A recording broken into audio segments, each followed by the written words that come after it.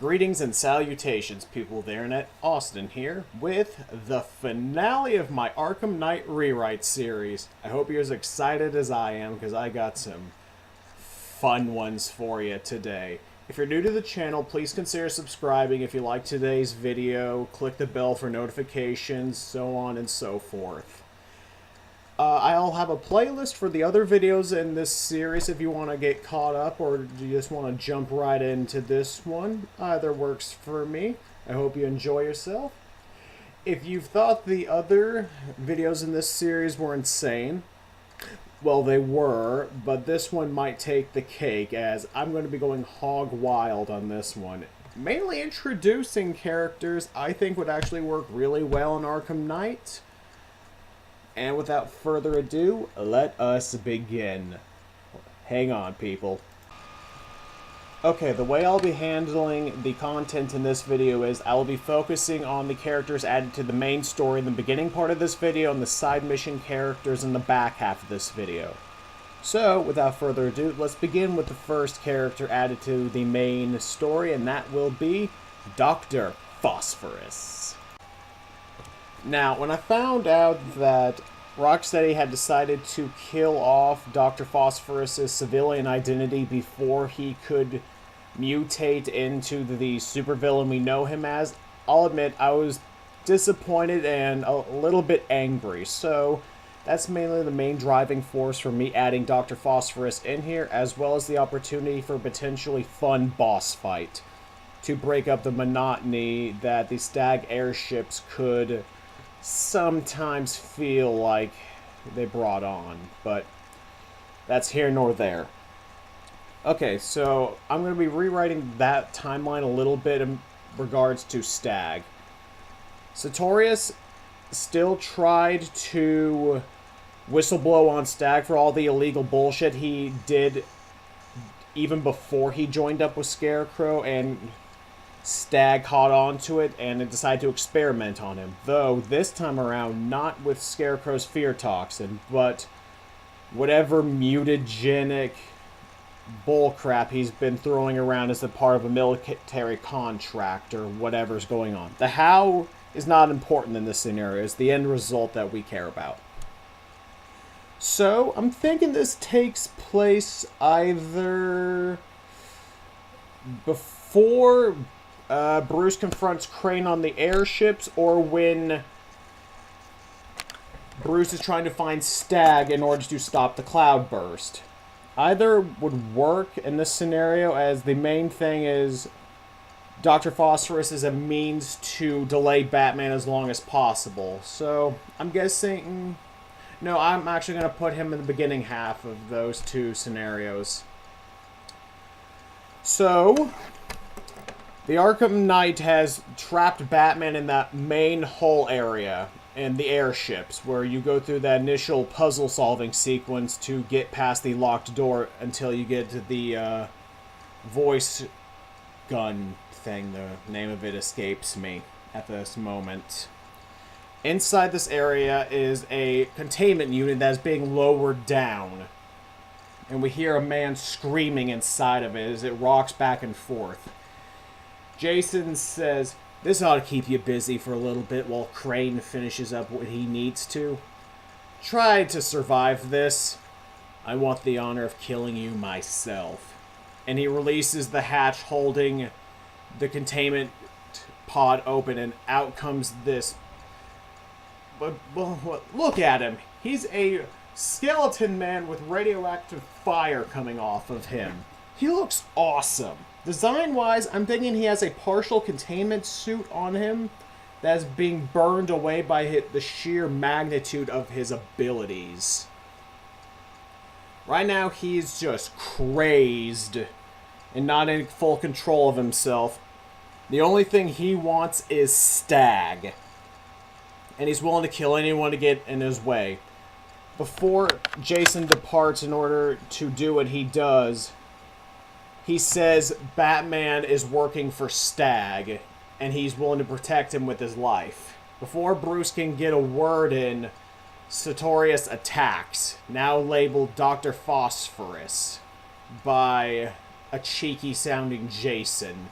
A fight ensues, primarily with Dr. Phosphorus throwing radioactive fireballs at us during the course of the boss fight. Maybe some AoE ground pound attacks where we have to dodge over them, similar to Grundy in Arkham City. I'm also playing around with a mechanic where the radiation is getting to Bruce, so his health will steadily decrease over time, but Sartorius takes a good amount of damage from regular attacks or gadgets. I don't know, something to play around with. But the boss fight concludes with Bruce knocking Sartorius back into the containment unit and locking him shut before he's eventually picked up by the GCPD and put in the special containment cell they have in their main lockup area. Though I'm thinking they'll have a remark afterwards that they're not sure it can hold him for very long. But yeah, I think this way we can get a potentially fun boss fight. I get to have Dr. Phosphorus in the Arkhamverse, and Bruce gets to fight a skeleton man that is surrounded with nuclear fire. Yeah, I think everyone wins in this scenario. I mean, except Dr. Phosphorus, but that's the nature of comic books, people. Anywho, moving on to the next character. Alright, now let's add a new member to the Arkham Knight's Inner Circle and Militia. This will be Prometheus. Now, if you've seen my Arkham 2019 villain wish list, you know I have a complicated relationship with this character. But despite all that, I still feel like he needs to show up in the Arkham series, and if he doesn't show up in Arkham 2019, then this would be the perfect place to put him in and let him have his one shining moment before Bruce brutally beats his smug face in. Anywho, he will be leading the assault on the GCPD. This will take place just after you've defeated the militia drones with Oracle's help outside the main building. You grapple up to the roof and take care of the first wave of thugs. Then, when the second wave comes in with the two militia brutes that have the interchangeable weapons, Prometheus will be right behind them, standing in the helicopter as it hovers above the building, watching the fight ensue, before he enters the fray once you've taken them all down. He says he's been waiting for this all night. He joined the Arkham Knight and Scarecrow just to do this. To walk into the GCPD, kill every single cop in there slowly and painfully before he goes after Batman himself. So to him, this is two birds and one stone. He hops down from the helicopter, which then vacates the area as fast as possible. He takes out his baton, downloads one of the many fighting styles he has on record into his helmet and therefore his body, and the fight begins. It starts off slow at first, with you mainly avoiding the strikes from his energy baton, but things escalate. I want this to be the combat equivalent to the Mr. Freeze fight from Arkham City. With his helmet, he slowly but surely learns your fighting style once again. So no two moves will work on him twice. So let's say you perform a beatdown on him. Once you've done that, it will no longer work on him just by itself. He will counter it, etc., etc. Once you got past the first stage of the fight, he will knock you down into one of the many floors underneath the roof of the rooftop. One that's not being used by the GCPD currently, so you don't have to worry about innocent bystanders in this just quite yet. So, once you take down Prometheus, I'm thinking by grabbing his energy baton and using it to smash part of his helmet, you rip it off of him and then begin to beat him senseless before he's knocked unconscious. with his now busted helmet in one hand and dragging him by his cape in the other. Batman enters the GCPD lockup area via the elevator with Prometheus in tow. He drags him to the holding cells where all the other villains are kept and just unceremoniously dumps him inside before handing Prometheus's equipment to Aaron Cash, who thanks Batman for his help with this son of a bitch in particular, he notes. And, yeah, then you can visit him like you can any other villain you've locked up. Go to the evidence locker and hear Cash's entry there. Not as much to say as I did with Dr. Phosphorus, but you get the general idea. I want this to be a good fight. Because as much as I hate Prometheus, as I keep saying, he is a formidable opponent, and I would hope this proposed boss fight would do him justice. Anywho, now that we've gotten the main story characters out of the way, let us have some fun with the side missions and expand on two in particular, one by a little bit and one vastly. Alright, first up on the side mission change docket is going to be Shadow War. Now, overall, I really like this DLC. It was a nice way to wrap up Ra's al Ghul's storyline, but I feel like they could have expanded on it a little bit. Not too much, just enough. So, this time around, there's going to be a little bit of a change. I'm introducing one new character to this side mission, which could lead to another character being introduced in a spin-off if they ever wanted to do so in the Arkhamverse. I'm introducing Lady Shiva. Primarily as the head of the Loyalists side in the proclaimed Shadow War, with Nyssa leading the other one. She's primarily Ra's al Ghul's bodyguard and the one who tasks Batman to get a cleaner source of the Lazarus Pit, lest the war between the two factions ravaged Gotham, which, let's face it, they totally could if they wanted to, especially with Shiva and Nyssa. But, yeah, the main change with this is going to be in the ending. Now, I'm going to keep the multiple choice ending. Either you can kill Ra's or you can cure him. That'll depend on who you fight.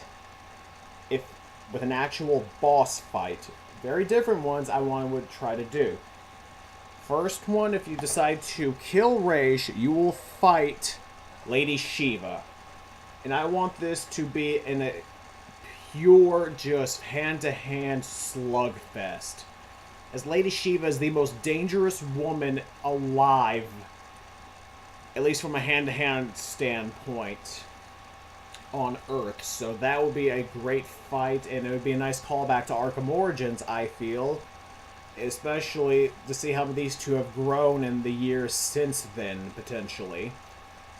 And if you decide to cure Ra's, you will fight Nyssa. I think she'd primarily use blades and maybe throwing knives. I didn't put as much thought into her boss fight, as we don't know a lot about her in the Arkhamverse, and I don't know that much about her as a character, so if there are any fans of Nyssa out there, tell me in the comments how you would like to see a boss fight done with the character, so I can be more educated on her potential badassness. But, anywho. So, yeah. We go from there, and, if you cure Ra's, you will take Nyssa to jail, as he and his forces will escape. And if you kill Ra's, you will take him and Lady Shiva to jail. Until probably Lady Shiva escapes, I feel. Though, I'm not sure the jail could actually contain her now that I think about it, so might have to put an addendum on that one with further use, but yeah, for the time being, this change is not a huge one, so yeah, without further ado, let's move on to the final rewrite in this series, and possibly the most batshit crazy one. Alright, now for the fun one. We're going to be rewriting the cult storyline. Or at least the side mission, I should clarify, with Deacon Blackfire.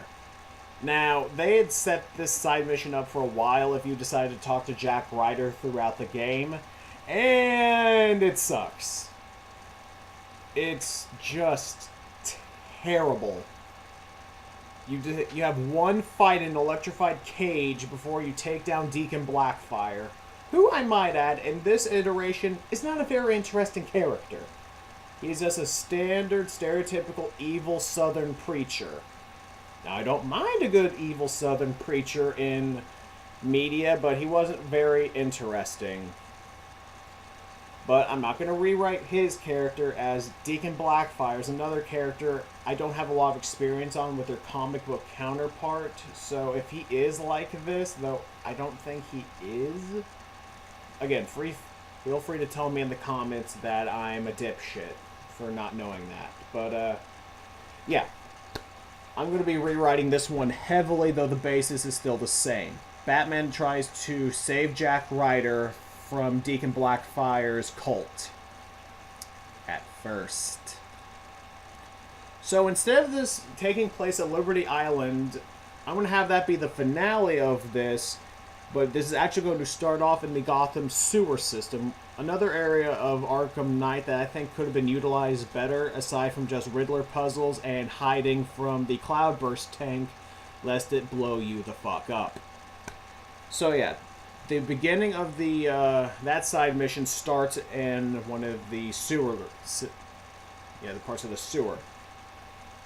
Deacon is about to sacrifice Jack Ryder when Bruce bursts in to save him. Ryder, in a moment of panic, tears off a mysterious little strip he has on his hand. Or, actually no, it would probably work better on his arm. Let's just say that Deacon Blackfire removed his upper clothing so it would be easier to get to his heart so he can, quote-unquote, bathe in his blood, as he so eloquently put it. He removes the patch and then starts laughing. Little chuckles at first and then goes into full-blown mania. Bruce mutters, "Oh no," as Ryder's skin starts to turn a sickly yellow as his hair gets a tiny green tint to it, as he then bursts free from his shackles and restraints, still laughing to himself. That's right, people. As you could tell by the thumbnail, I am bringing in the Creeper as another playable character to Arkham Knight. I freaking love the Creeper. Ever since I got introduced to him in the Batman animated series episode, I have loved the character, and I think he is criminally underused. So we're bringing him in here. So yeah. Ryder breaks free and starts thus casually beating the crap out of the remaining cultists, just sending him flying with an errant backhand as Deacon Blackfire runs like hell to avoid this raving lunatic. Bruce approaches Ryder in order to calm him down and give him a sedative so he can put the patch back on that acts as an inhibitor to the Creeper persona, but he just goes, "Nah, B-Man, I haven't stretched my legs in forever. Besides, I still owe that priestly jerk-off a sock to the chin. But first, I gotta get some clothes. I can't go around looking like that. What will the people say?" So he leaps away from Bruce before he can do anything to help Ryder, and goes off to get his classic comic book costume, though given it a little bit of an Arkham twist. Fill in the blanks of what you would do there. Honestly, I'd be happy if he just wore his classic costume, so that's what I'm going to go with. Alfred radios in and is like, "Did that just happen, Master Bruce?" And Bruce says, "I'm afraid so. I'm not sure which is worse. Do I have to save Deacon from Jack, or do I have to say Jack from himself? So yeah, we track a break into a department clothing store where Ryder has found his costume once again in order for him to go battle Deacon Blackfire. We're going to skip ahead a bit as I don't have the entire side mission planned out here, but I'm just getting the general cliff notes.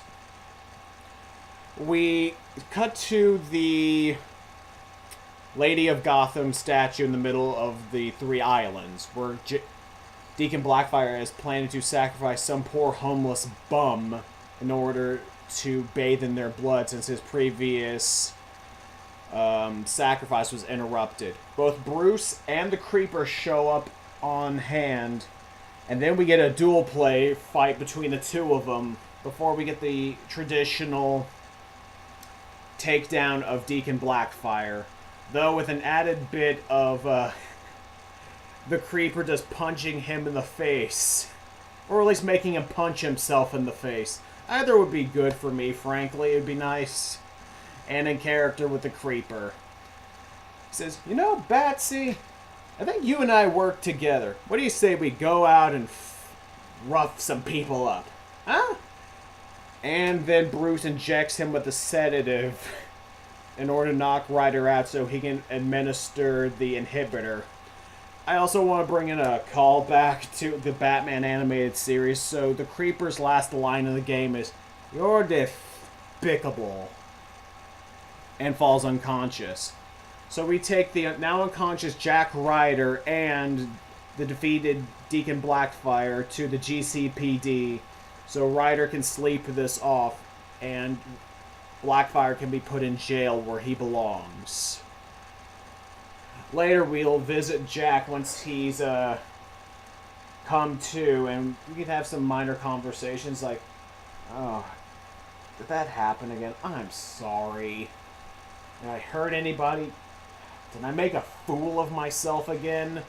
That sort of thing. That'd be a nice little thing, I feel. But, yeah, that's all I got for this. And with that, I am now done rewriting Batman Arkham Knight. If I really wanted to, I probably could think long and hard about how I want to redo certain side missions, but frankly, I don't want to burn myself out on this video series and talking about the Arkham games, so this will be it for the Arkham Knight Rewrite. I hope you enjoyed it. Like the video if you did. Tell me in the comments what you thought about this series overall and how you would have rewritten Arkham Knight in your own ways. And I hope you have a nice night, people. Austin out.